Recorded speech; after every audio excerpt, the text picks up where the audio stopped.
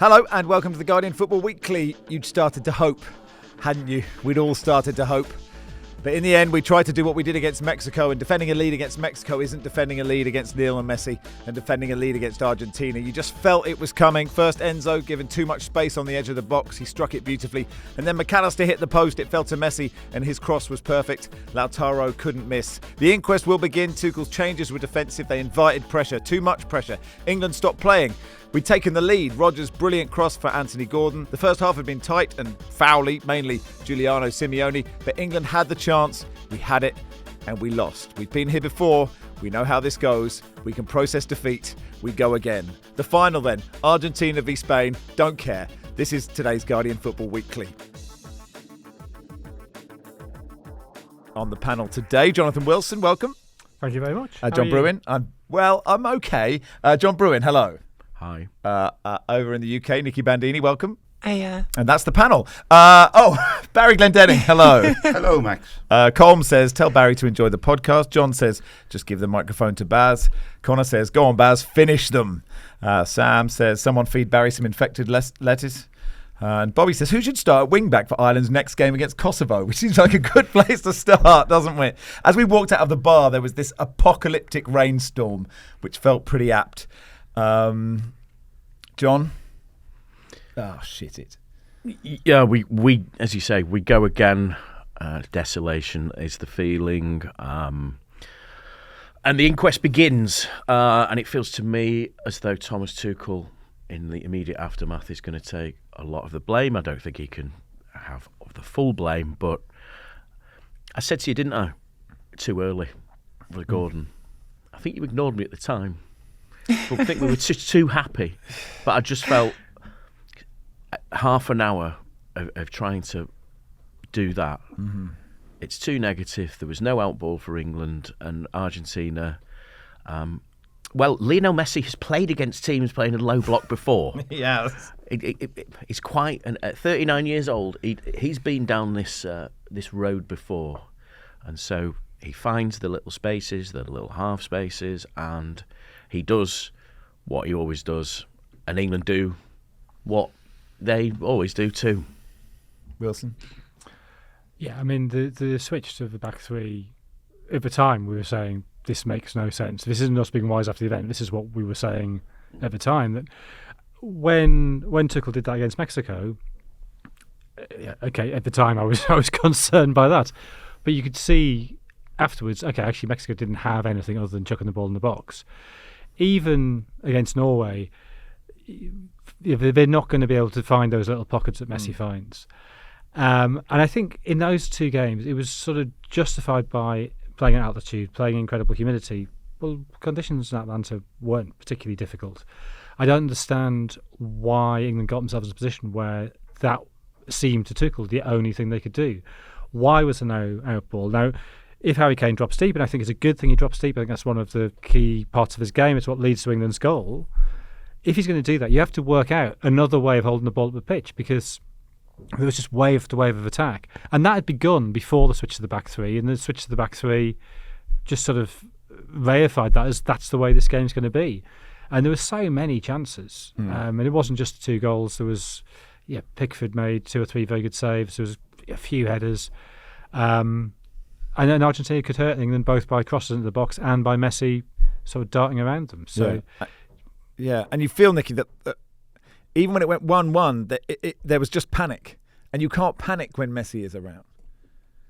Yeah, Jonathan talked about Messi finding pockets of space. Actually, I was just watching before we came on the BBC doing some of the post-game analysis. I mean, he was sitting in vast acres of space for points in that last part of the game, and he wasn't even moving. He didn't have to move. He'd found the spot because, I mean, again, Jonathan says back three. It was a back five, wasn't it? It wasn't a back three in all reality, and the lack of midfield just meant that there was just this huge open plane for him to wait in. And he's such a, I mean, there's nothing new to say about how intelligent he is and about how well he reads the game, about how well he interprets that space and sees that that's where the opportunities are going to build for him. And I think it feels even hard to criticize the players when you look at the Fernandes goal, which is from completely worked routine. It's a free kick they've done before. But you see, I mean, Jed Spence has to go to Messi, and someone has to come and help him. And yeah, maybe if someone like Declan Rice is still on the pitch, he's going to get out to Fernandes quicker and see that threat sooner. But you kind of have to send 2 men at Messi, don't you? You can't ignore him and leave him there. So yeah, it feels very simplistic to put it in this framing, and it's going to be the framing that everyone puts it in. But it really does feel self-inflicted by England. It feels like they took the plan that was least going to work for them in that situation. Maybe Argentina would have come back anyway. Argentina have got a lot about them, as we saw, but the plan was not good. You might be able to hear banging outside the studio. I'm not sure. That's just the Dan Burn and Jed Spence statues being taken down. Go on then, Barry. Forgive me for waiting this long. How is the fearometer? It's at 0. I've switched it off, Max. Since that game ended, I've kissed 2 different Argentinians who I'd never met before. Look, this time yesterday, Max, you were talking about the criticism we received for being too negative about England, and I feel that you're all being quite negative now. Yes. Have you not learned the lessons of history? The one thing I'd say is the number of text messages and WhatsApp messages and whatnot I've received from various Irish, Welsh and Scottish friends since the game ended would suggest that Philippe seriously misjudged the international mood when he boldly claimed yesterday that the entire world was behind England for this one game. Tuchel went full Southgate, didn't he? Never go full Southgate. That's what Southgate did. And I slightly disagree with that. I don't think Southgate ever intended to drop that deep. I think it just happened and he was unable to react, whereas Tuchel opted to do that. It's much worse than Southgate. Do you think then Tuchel, because obviously we could all see it, right? We could see we've gone, and it isn't like the Mexico game, like you said. Like McAllister hit the post, Pickford made a brilliant save. Even I think before the changes, it was kind of coming. So you kind of understand the changes, right? Something's coming, but it really didn't work. And should he have realised that and done something dramatically different in the 80th minute or whatever, when you can feel this is coming? Yeah, probably. I mean, yeah, he had to change something, but what he did was to double down on the problem. And it was as if, maybe Tuchel's logic was, their heads have gone. Mm-hmm. We don't have anybody to hold the ball up. We don't have any pace to carry the ball forward. All we can do is sit here and hope to survive. But there have been so many chances that for 5 minutes before that never seemed plausible. I mean, I'd also say about Argentina, and this is an ongoing trope throughout Argentinian history. What were they doing in the first half? Why were they messing about, making it a nasty game? Just play and they'd have won quite easily. Yeah. They're better than England. I was just about to say that. They can't half play a bit, can they, when they stop shithousing around? Yeah. And as soon as England scored, then they said, well, let's try and actually play football. And from then on, it was just one-way traffic. But I suppose the question is, if England had tried to play football as well, are Argentina... Well, I think England were trying to play football. They just get kicked all over the pitch. I think you could argue that, for instance, you look at the game Bellingham had, a very neutral game. That was clearly one of their targets, was to get under his skin, that they believe he could be an emotional player. And he didn't do anything stupid, but did he have the game that England needed him to have? No. So, well, I totally get where Jonathan's coming from, because you watch how they play at the end and think, why didn't you just do this from the start? You'd have won easily. In 66 as well. Like, if they hadn't done all the daft stuff to get Ratin sent off, they might have won that game. I mean, Bellingham did do something stupid after the final whistle, didn't he? Slapped a substitute in the back of the head. Harry Kane said afterwards, we played a good game, the large majority of it. When we went 1-0 up, we seemed to try and hold on, which at this level is not enough. So just gutted because we've worked so hard to be there, and the lads have given every last bit of running, blood, sweat and tears. So to fall short is just gutting. So, I mean, if he's noticed, like the players have noticed this, we talk about, in-game management, John. Like, everyone can see it, the players can see it. And it's easy. It's easy from here, right? It's easy from the barber in. It's easy from this studio.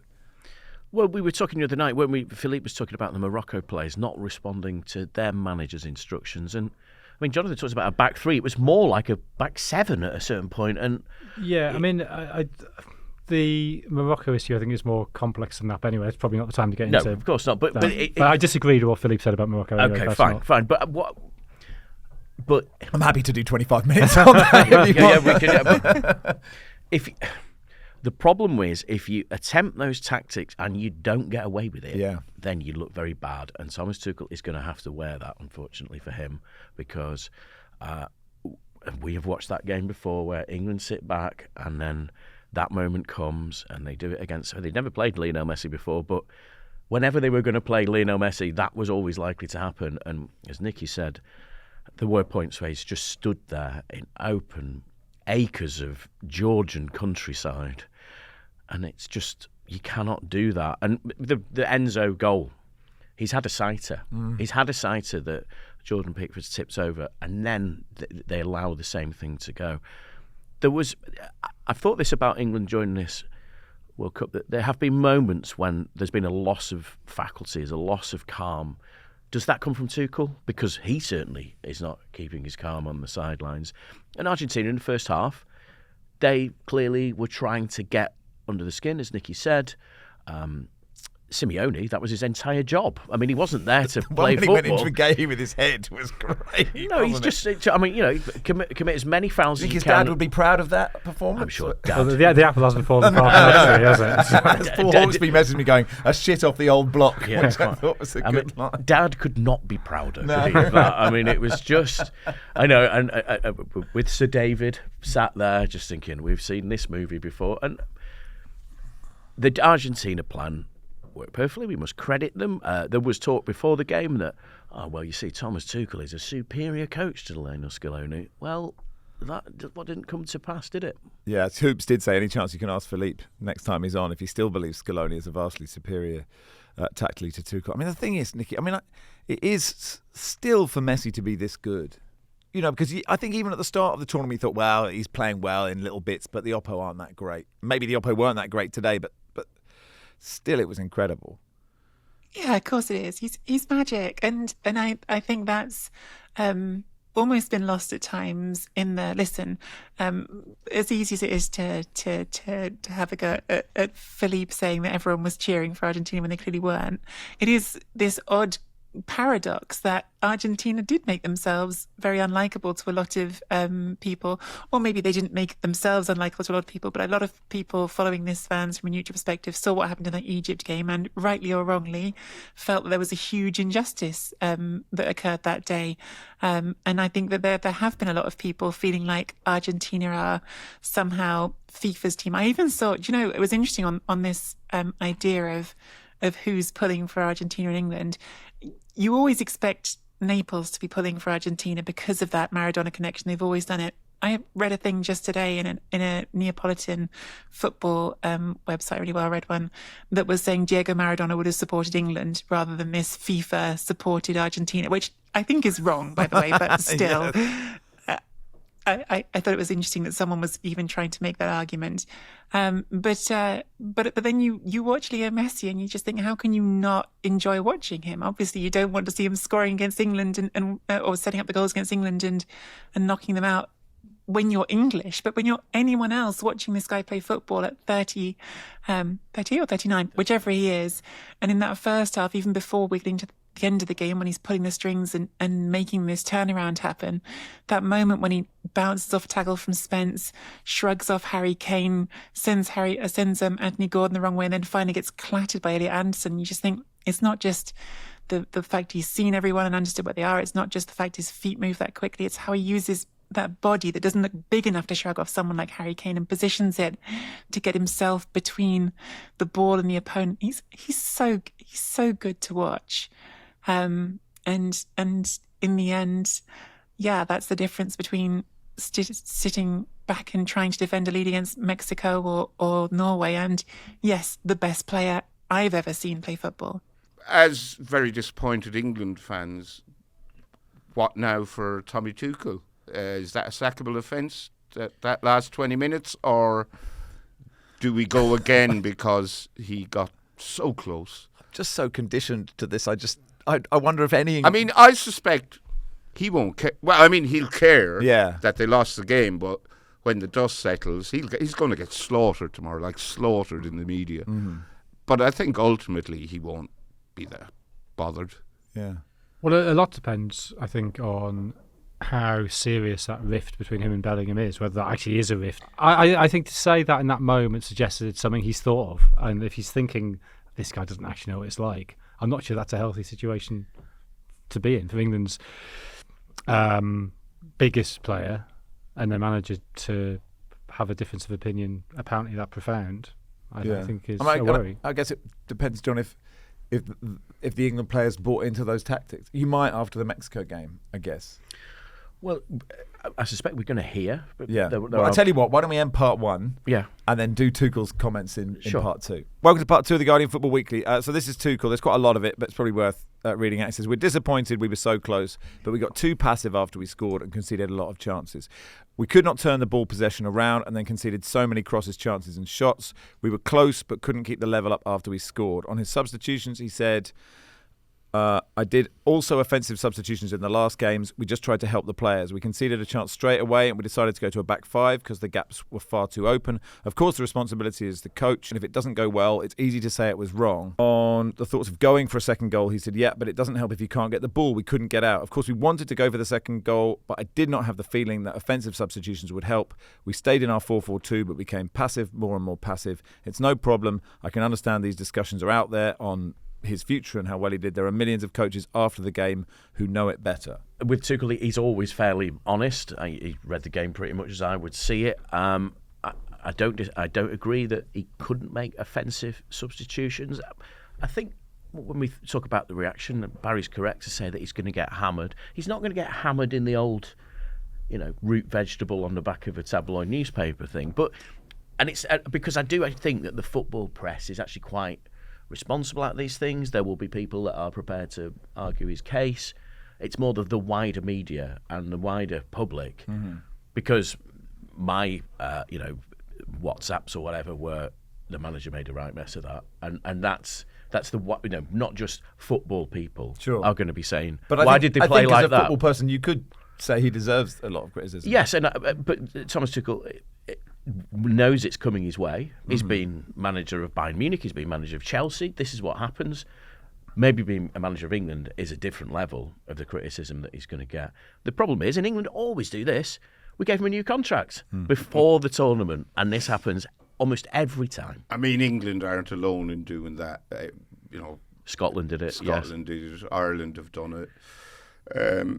It's always a hostage to fortune, though, isn't it, Baz? Kind of wondering, why do football federations do this? And I could be completely wrong, but that the manager they have, whether it's Heimer Hallgrimsson or Steve Clarke or Thomas Tuchel, their people go and say, unless you offer us a new contract, he's going to go. I think the word is that the Football Association thought that, hey, if a Manchester United or something like that comes up, then Tuchel would be open to that, so they decided to close off that avenue.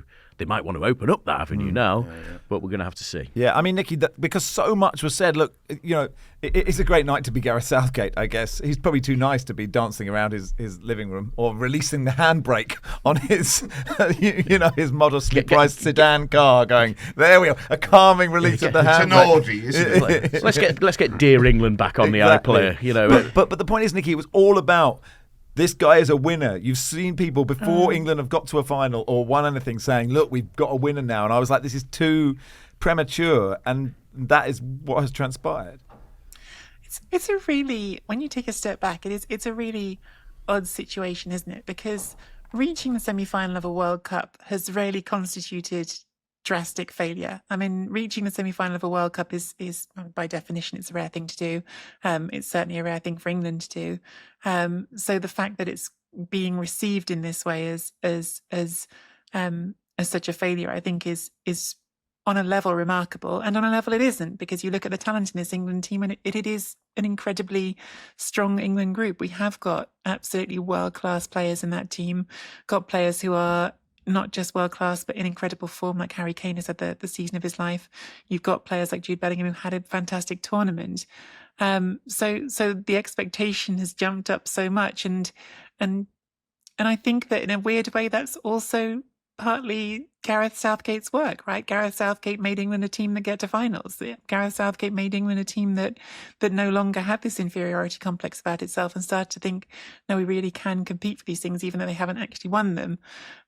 So yeah, I don't know. I think that's an incomplete thought because with a night of, I haven't taken that thought all the way to its conclusion yet. But I do think it's interesting that a semi-final is being treated as a profound failure, and also that I don't necessarily disagree with that because it did feel like this was Tuchel's fault. It's the manner of his defeat, right? If England had lost that game 2-1 in a game similar to the defeat to France 4 years ago, you sort of England played a good team. Or outplayed like France were yesterday, right? They didn't play well, maybe get crucified.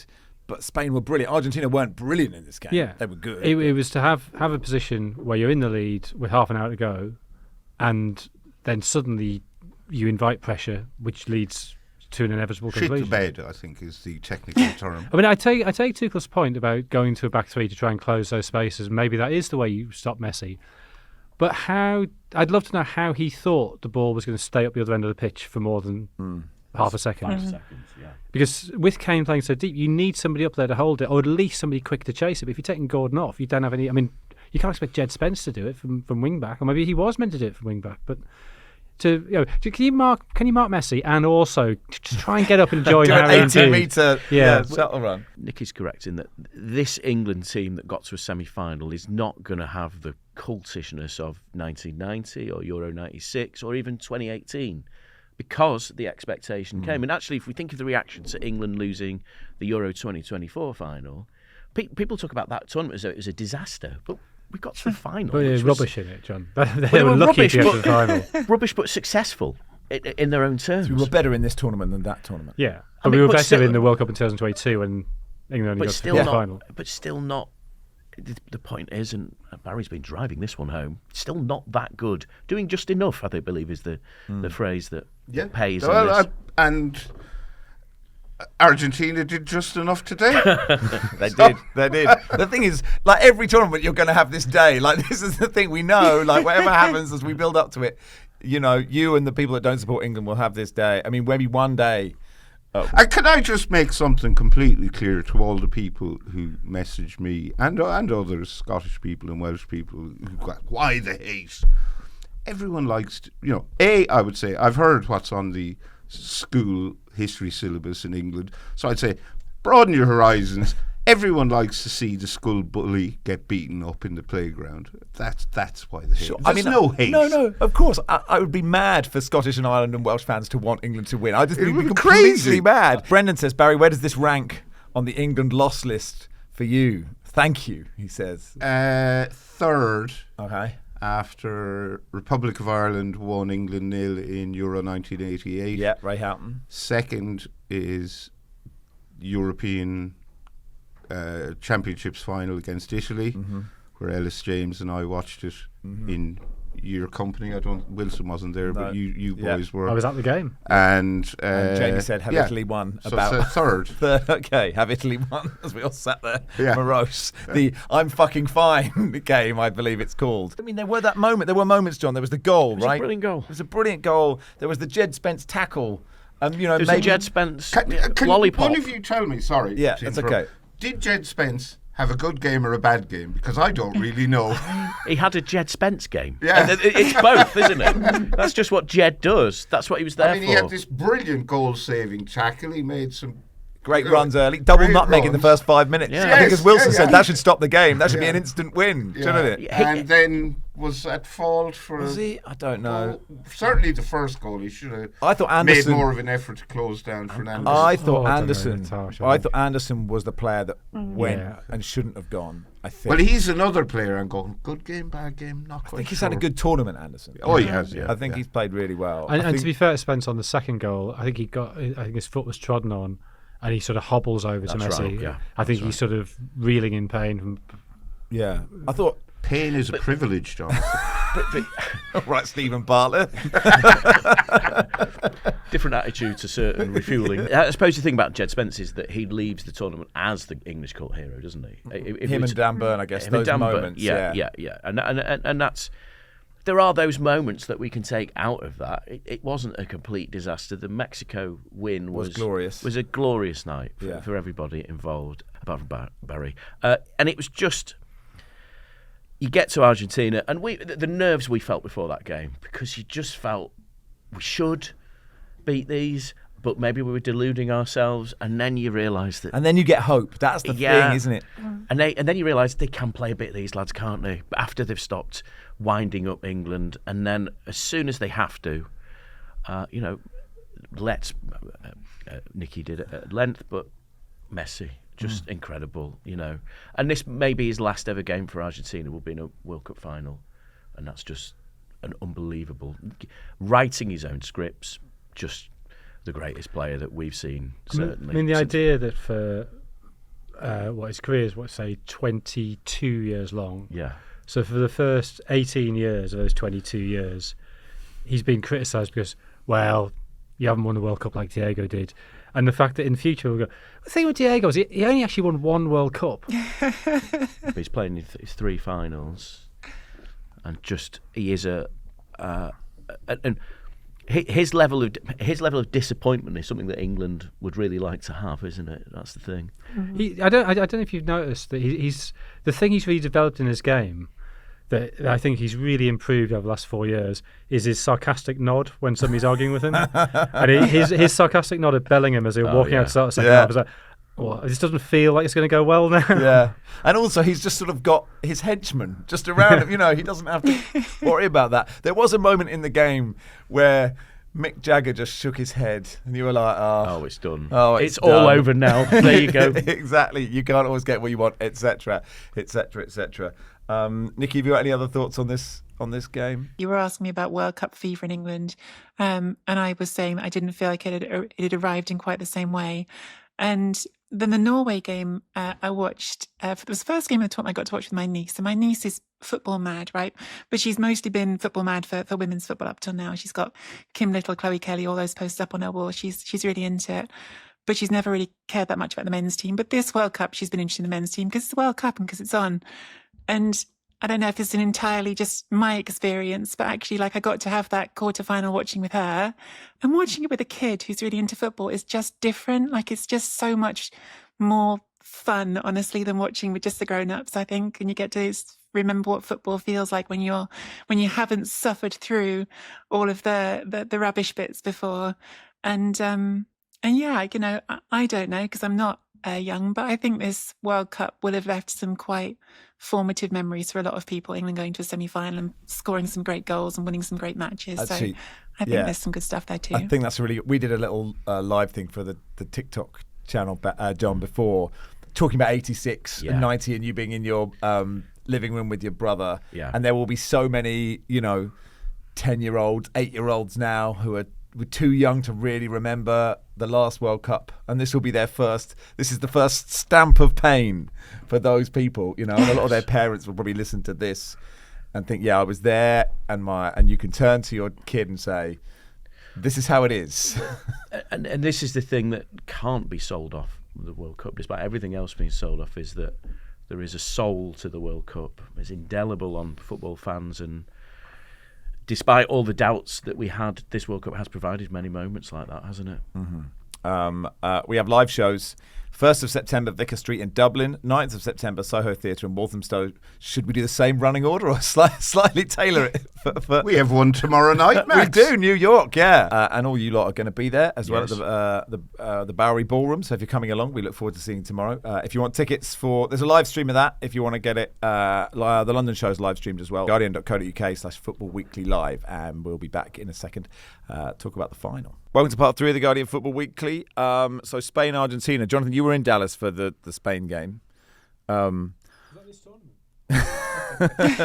So it's like Spain was so good yesterday, and Argentina do just enough. They find a way. You would have to say Spain are the favourites. Yes. I mean, Argentina sort of bundle through each game, and they're riding this sort of emotional wave that you fear could crash at any moment, or hope could crash at any moment, depending which way you're looking at it today.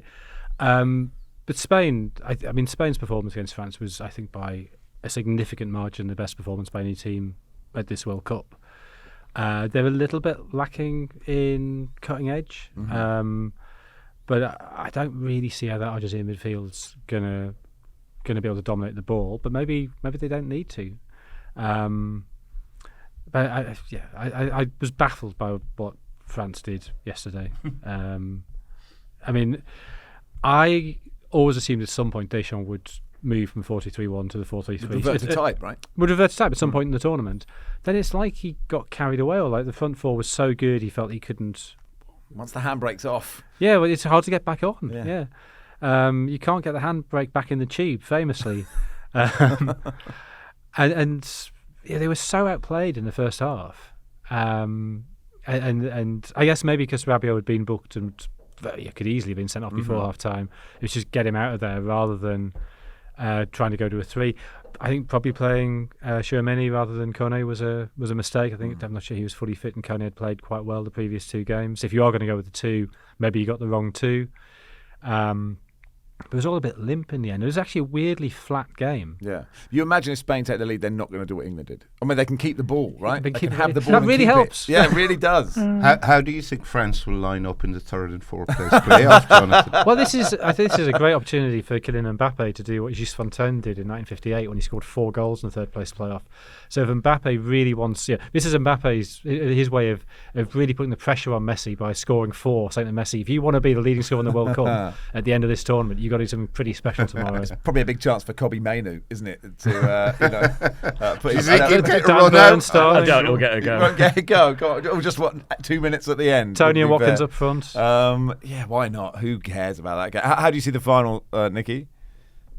Yeah, I think it should be a good final. I think it may be not helter-skelter football, which I think is sometimes what people think they want. But I think they're 2 teams that can control the game. I think there's probably going to be quite a lot of shithousery, but that can be fun too in a big stage game when there's high stakes on it. So I'm looking forward to it, and I think Spain will probably win, but who knows? I mean, Spain are the better team and they should win, but this Argentina they're like cockroaches. You can't kill them, can you? No. It's just Terminator cockroaches. And I mean that in the nicest possible way. Is it an insult to a I don't want to cockroach? insult my new Argentinian friends from the bar in which we watched the game. Just trying to stamp on Simeone and he runs under the fridge again and you're like, I'm not going to write off Argentina's chances. The thing is, I don't care. I could just enjoy it. We can enjoy a game together for the first time this World Cup. John? Yeah, I mean, the needle is what interests me because Argentina have a formula, it's fair to say. And you've got to try and disrupt that Spanish roulette, the way they move the ball around and just try and stop them. Agree with Jonathan that Spain have had that lack of cutting edge, which may cost them because there's always going to be a sting in the tail when you play Argentina because they can go through the gears because they have that belief and they have that very special player. Cockroaches with a sting. God, the worst kind. I had a cockroach issue last year. Oh, right. We got in. I was actually weirdly. I was in Argentina at the time. Of course. But Did it make the squad? Or? Got in a bloke called Dave from Doncaster. Right. And he probably had a mid to late 40s. Sorry, to be clear, the cockroach issue was in London. Yeah. But you were in Argentina. Yeah. Right. And And Dave from Doncaster was in London. Yeah. Right, I subsequently, I did subsequently. I think he lived in Hatfield. Okay. But he had sort of long grey hair, Uh-huh. and his trousers about 4 inches too long. And I've never seen a man so in love with his job. He came in, just started this monologue, and he was Sounds like Saxondale, if you recall. very Saxondale. Yes. Yeah. But he was. The thing is, I use this powder. It's ground up prehistoric seashells. Some of the lads say, "Dave, you're mad. What are you doing?" And I say, 93% kill rate. Their chemical ones 30%. Like, who's mad there? It's not me. He goes, I used to be pest control for Ronnie Scott, a jazz club in Soho. Okay.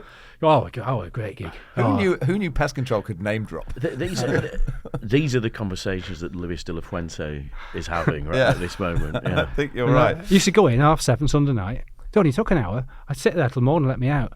Other lads wouldn't do it, so it was haunted. I said, sometimes you can haunt yourself, can't you? But then one night, I was sitting there, I was fiddling on my phone, you know, 'cause I finished job. Cupboards start bagging open and shut. I thought, fuck me, David, it's haunted. Anyway, that's what he was like. A correction from yesterday's pod. We said that Gianni Infantino was booed in Dallas during the Spain-France semi-final. I thought I heard the comms say something that wasn't what came up on the big screen. He definitely was booed, though. Well, there was booing at the same time. At the same time. Yeah. So we saw Infantino on the screen. The crowd booed. But at that time, the crowd had been showed Dallas Cowboys owner Jerry Jones on the Jumbotron at the exact time we saw Infantino on the coverage. So Gianni is on the TV screens, but his picture is not put up on the coverage. And I can confirm that when Jerry Jones came on the big screen, he was booed. Got it. Okay. And Gianni did not appear on the big screen. We apologise to Gianni Infantino. I only saw him once today. Mm-hmm. No booze. No. So the TV director got it right this time, whoever that was yesterday. The new TV. The new TV. Stinging email. He had a good first day at work. He did. Mel says, hi Max, Barry and the Guardian Football Weekly team. I was hoping you might be able to give a shout out to Jenna and Andy, who are due to be married this weekend. Both are massive Football Weekly listeners and Arsenal fans. Jenna's journey has been complicated over the past couple of years. She's battled cancer on a couple of occasions, has been able to beat it with remarkable courage and positivity. Alongside Jenna's love for Barry Glendenning, she's also a massive Barry's boot camp enthusiast. Two things that are very different, I would suggest. Could we make it happen? As in, could we take Barry to Barry's boot camp? It's a fitness club, Barry, if you're interested. I mean, you're criticising my lack of fitness, Max. When you run 13 miles, get back to me and talk about fitness. The pod has unknowingly been part of helping keep spirits high over the years. If Barry could just wish Jenna and Andy all the best for their wedding, it would absolutely make their day. Spoiler alert, I bought them tickets to your live show in September as a wedding gift. Should I give them a gift receipt just in case? Thanks for all the last football chat and companionship over the years. All the best, Mel.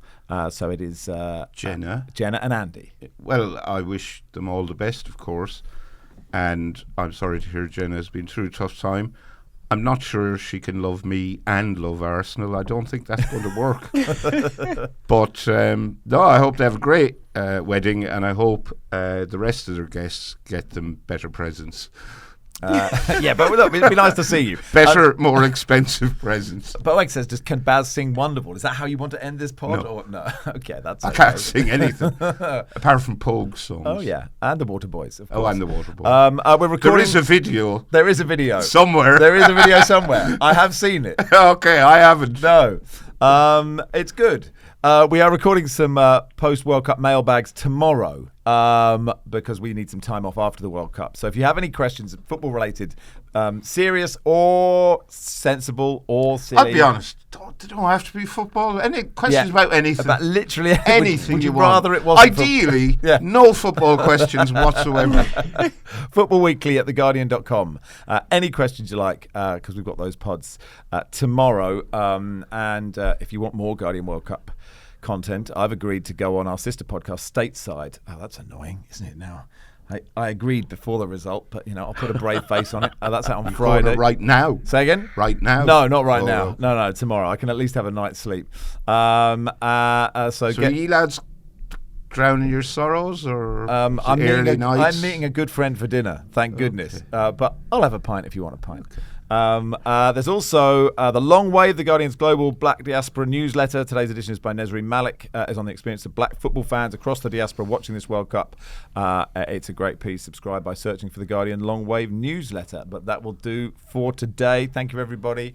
Thank you, Barry. Thank you, Max. And congratulations. Thank you, Wilson. I realised he was called Daniel from Doncaster, not Dave. Do you want to do a re-edit? Do you want to tell the story again? Don't do that. No. Thank you, John. Thank you. Cheers, Max. Nicky. Thanks, Max. Football Weekly is produced by Rory Simon and Matt Bentley-Viney. Our executive producer is Joel Grove. We'll be back after the final. Hopefully you will too.